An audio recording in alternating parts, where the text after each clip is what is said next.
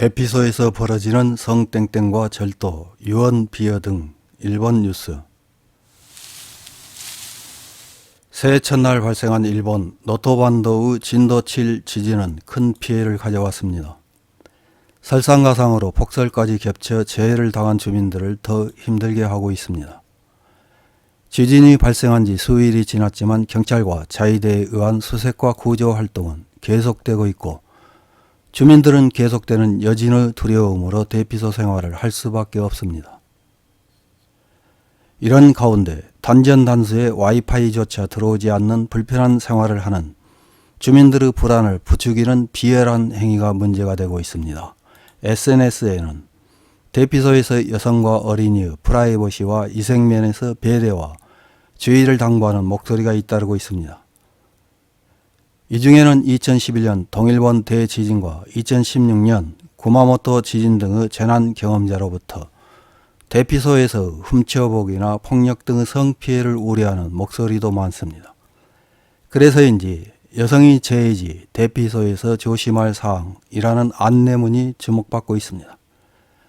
조심할 사항을 보면 이동 시에는 여러 명이 함께 이동하고 방범용품을 지참하라는 내용 등이 있어 재해지 주민들에게 생각할 수 없는 일이 생길 수도 있다는 것을 짐작할 수 있습니다. 동일본 대지진 10년을 맞은 2011년 NHK 등 여러 매체에서는 동일본 대지진 당시 대피소에 머물던 많은 여성들이 매일 당했던 성폭력에 대해 보도했습니다. 대피소에 있는 모든 연령대의 여성들이 성폭력 대상이 됐으며 지진으로 남편을 잃은 한 여성은 대피소 리더로부터 생활용품과 먹을 것을 준다는 빌미로 성행위를 강요당했다고 말했습니다. 20대의 한 여성은 대피소에 있는 남자들이 점점 이상해졌다며 밤이 되면 남자들이 여자가 누워있는 담요 안으로 들어오기도 했으며 여자를 잡아 어두운 곳으로 데려갔다. 주변 사람들은 도와주기는커녕 젊으니까 어쩔 수 없다면서 보고도 못 본 척해 도움받지 못했다고 말했습니다. 또 다른 여성은 여러 남성에게 성폭행을 당했다. 살해당해도 바다에 버려져 쓰나미 탓을 할까 싶어 너무 무서워 그 누구에게도 말할 수 없었다고 말했습니다. 이런 피해를 당한 여성들은 그 후 지진 등 재난이 일어날 때마다 당시의 피해 경험이 떠올라 불안과 공포에 떨고 불면증에 시달린다고 호소했습니다.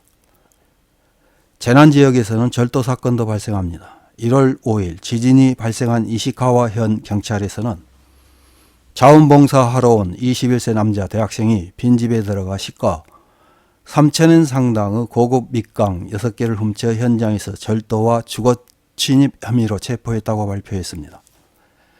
지진 현장에서는 매번 절도 사건이 발생합니다. 작년 5월 진도 6 강의 지진에 휩쓸린 이시카와현 스즈시에서는 1,300여 채의 주택이 전파, 반파되는 큰 피해가 발생했는데 재난 현장에서는 절도 사건이 일어났다고 당시 현지 미디어가 보도했습니다. 주민이 피난한 빈집에서 에어컨이나 타이어, TV 등을 도난당했다는 것입니다. 2011년 동일본 대지진에서도 절도 사건은 다수 발생했습니다. 스치히로 중의원 의원은 같은 해 8월 국회에서 정부에 대해 절도 등의 범죄 건수나 피해액에 대해 질문을 했습니다. 정부 답변을 보면 지진 발생으로부터 3개월 사이에 인지된 절도 건수는 11,129건, 피해액은 약 37억 엔이며 검거 건수는 2,766건입니다. 평상시 좋은 일은 일본인 덕분이고 나쁜 일은 외국인 탓으로 돌리는 일본의 국민성답게 당시 SNS에서는 중국인 절도단이 마이크로버스로 재해지를 돌며 절도를 하고 있다는 헛소문이 퍼졌지만 바로 허위사실로 밝혀졌습니다.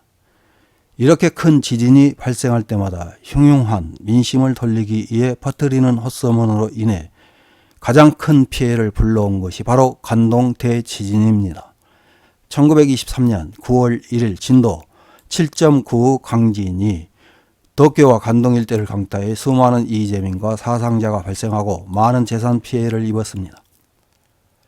관동 대지진 때 퍼뜨린 헛소문은 사회주의자와 조선인에 의한 방화가 다수 발생하고 있다.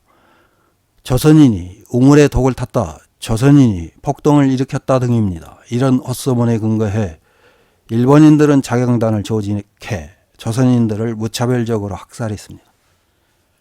당시 일본 정부가 발표한 학살당한 조선인 수는 233명이고 독립신문에서 발표한 수는 6,661명으로 큰 차이가 났습니다. 이런 자경단은 코로나가 한창일 때도 일본 사회에 나타나 음식점 등 영업을 하는 업소를 찾아다니며 영업을 중단하라고 방해한 현재 진행형인 사회적 병폐입니다. 한편 지진 발생으로부터 일주일이 지나면서 개인이나 기업에서 보낸 지원 물자가 속속 도착했는데 이를 받은 주민들이 분노하고 있습니다. 지원 물자 중에는 헌옷으로 보이는 대량의 옷과 유통기한이 2019년 8월까지인 음료, 유통기한이 지난 레토르트 식품과 후리각계 등도 있어 이를 어떻게 처리해야 할지 고민이라고 합니다. 관련 내용의 기사에 달린 일본 네티즌들의 댓글 몇 개를 확인해보고 마치겠습니다. 첫 번째 댓글입니다. 대피소에서의 성행위 강요, 재해시의 성행위 강요나 폭력, 경찰은 무엇을 하고 있을까 싶다. 재해가 발생한 경우 24시간 체제로 경찰과 자위관을 모든 장소에 배치해야 한다. 이런 일은 가만히 있지 말고 시효를 두지 않고 체포해야 한다. 피해를 당한 여성뿐만 아니라 들은 사람도 그것이 사실이라면 신고해야 한다. 다음 댓글입니다. 이런 일이 있으면 자원봉사자들이 의심의 눈초리를 받거나 싫어하는 경우가 있지 않을까요? 재해 지역에서 특정 범죄를 저질렀을 경우 죄를 무겁게 하는 등의 법 개정이 필요하다고 생각합니다. 재해 후 치안 저하를 걱정하고 있습니다. 다음 댓글입니다. 구마모토 지진 때도 상당히 도둑이 나왔다. 다른 현 넘버의 차, 공공자원봉사가 아닌 사설자원봉사자. 구조가 끝난 가옥은 요주의 위험하기 때문에 아직 자원봉사자를 모집하지 않았을 것이다. 경찰과 현지 소방단의 세세한 패트롤이 필요하다. 성선설만으로는 안 된다. 다음 댓글입니다. 앞으로도 자연재해가 늘어날 것이고 대피소 생활을 강요당하는 사람이 줄어들 것이라고는 생각되지 않는 일본에서 이런 일이 일어나고 있다니 정말 충격적이고 말도 안 되네요. 같은 일이 일어나지 않도록 하는 대처를 시작하기 위해서라도 정기적으로 재방송해서 주지시켜 주었으면 합니다. 재방송 희망합니다. 다음 댓글입니다.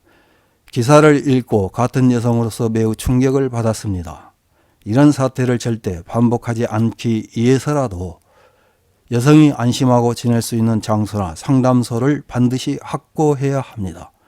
국가와 지자체는 왜 재해 시의 대책을 깊이 생각하지 않았는지 유감입니다. 이상입니다.